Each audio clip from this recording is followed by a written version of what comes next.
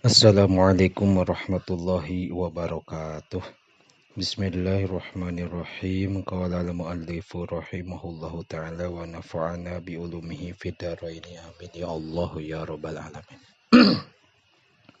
Sumakhtar tuluy kudu milih anjeun rafiqon ka babaturan solihan anu soleh yu'inu ka anu ngabantuan atawa anu nulungan itu rafiq ka anjeun al khairi kana kaalusan wa yukhaffifa sareng ngentengkeun ieu rafiq angka ti anjeun masaqqatis safari kana pirang-pirang masakatna nyanyabaan. Para piko tuluy milih anjeun ka babaturan qobla toriki samemeh jalan. Kama saperti perkara pil hadisi anu aya dina hadis. Wa naha sareng ngalarang saha an-nabiy sallallahu alaihi wa alihi wasallam ayu safiro kana yen nyaba saha al insanu jalma wahdahu bari nyorangan ieu insan. Wa qala sareng ngadauh nabi ar-raqibu ari anu tutumpakan hiji anu tutumpakan teh syaitonun eta setan. Waraqibani sareng ari dua anu tutumpakan syaitani eta dua setan.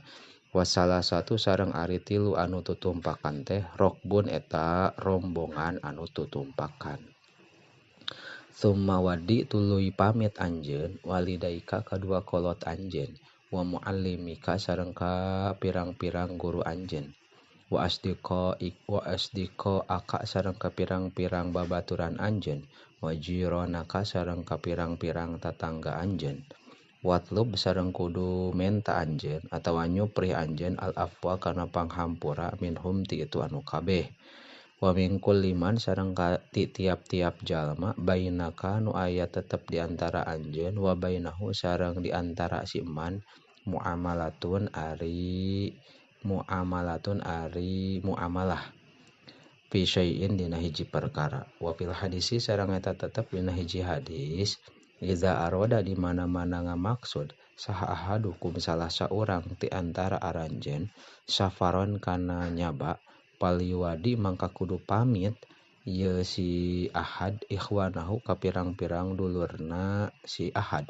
Fa innallaha ta'ala karana sayaktosna Allah ta'ala ja'ilun eta ngajadikeun lahu ka ahad fi du'aihim dina du'ana ieu ikhwan al barokata kana kaberkahan. Waqul sareng kudu ngucap anjeun ad-du'a al warida kana doa anu datang. Astaudiukumullah alladzi la tadi'u wada'ihu.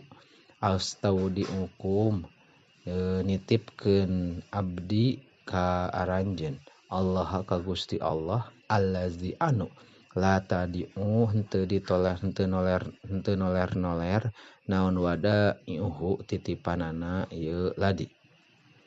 Wa yusanu sareng disunatkeun lil mukimi ka jalma anu mukim naon ayyusayyi'a yen ngajajab ieu si mukim al musafiro ka jalma anu nyaba wa yad'uwa sareng ngadoakeun ieu si mukim lahu ka musafir bidu'ail waridi kana doa anu kawarid. Wa huwa sareng ari ieu doa astaudiullaha dinaka wa amanataka wa khawatima amalika fi hifdillah. Astaudiu nitipkeun ka abdi Allah ka Gusti Allah adi dinaka kana agama anjeun wa amanataka sareng amanat anjeun wa khawatima amalika sareng kana pirang-pirang panungtungan amal anjeun fi hifdillahi dina pangraksa Allah wa fi kanapihi sareng dina lindungan Allah. Zawadakallahu taqwa zawada moga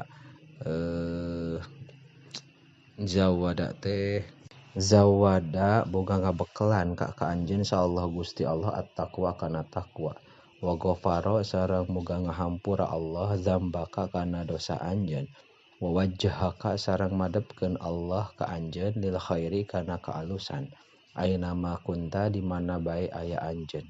Wa sholli sareng salat anjeun rakaataini kana 2 rakaat inda iradatika nalika ngamaksud anjeun al khuruja kana kaluar min baitika ti imah anjeun takra'u bari maca anjeun fil ula dina rakaat anu kahiji qul ya ayyuhal kafirun kana ayat qul ya ayyuhal kafirun wa pitsaniyati sareng dina rakaat anu kadua qul huwallahu ahad kana surah atau ayat qul huwallahu ahad.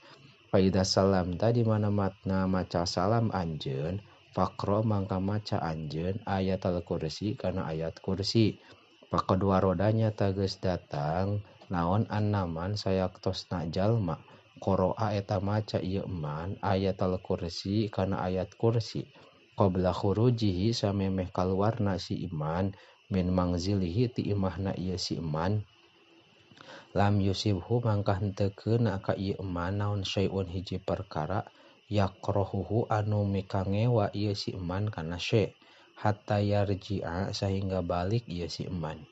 Wayam bagi sareng peryogi naon antakroa yen maca anjeun aidon deui surata liila fi quraisyin kana surah liila fi quraisyin faqad qala nyata ngadauh saha ba'dul ulama sapalih pirang-pirang ulama annaha sayaktosna ieu ayat amanun eta keamanan mingkul lisuin tina tiap-tiap kagorengan wallahu a'lam bishawab.